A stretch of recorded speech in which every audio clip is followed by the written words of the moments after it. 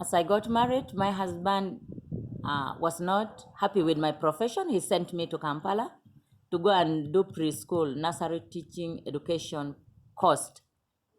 So by the time I went, by the time I was in Kampala, I had my second born, and time came for us to go for holiday, and the road was bad. Lord Resistance Army was terrorizing people on the road.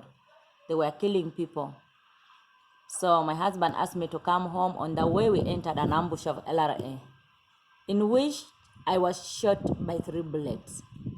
2 bullets entered my stomach from both sides. Another one broke my leg. My little boy was shot at the arm. Another bullet went through the buttocks. And many people were injured. In that accident, I survived because God still needs me to be alive. When the bus stopped, I heard the soldiers calling the rebels, asking their commander, telling the junior ones to remove everything buried from the bus. They removed everything, and after removing the stuff from the bus, they again had him also ordering his juniors to have the matchbox and light and put the bus on fire, in which I was able to understand the language. I shouted and cried that please don't kill us. You have already injured us. Please leave us alive. I cried good enough. One of them entered and said, who spoke? Speak up. If you don't speak, we'll shoot you by your head. So good enough, I have my money purse in my hand. I lifted it up like this. And when he saw that pouch, he know that maybe there's money in it. He picked it. And no long that they had the National Army were coming in their vehicles to come and rescue us, so they flee and they leave us. In that bus, I cried so much, calling the goat of my grandfather who God saved when he was 105 years old. I said, goat of my grandfather, save me.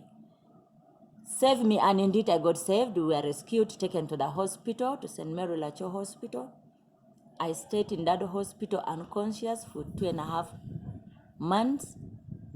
By the time that I came back to life was when there are some people who were doing hospital ministry came and they were praying for me in the intensive care, in which I saw the big light that struck my face, and in it I heard a voice asking me, Joyce, why don't you forgive others if I can forgive you? I shook my head. I want to wake up. I could not. The second time, the same. The third time, I shouted. I said, I need someone to pray for me.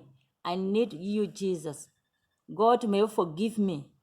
Forgive me, and I will forgive everyone. And that's how I got saved. I received Christ as my personal savior in the hospital. And by the time I woke up from that sleep, I realized I was in the hospital. On my right hand, there was water flowing in my body. On my left hand, there was blood that they were flowing into my body. My broken leg, there was something big tied along it. And my stomach, there were some machines that were pulling things out of my stomach. Indeed, from that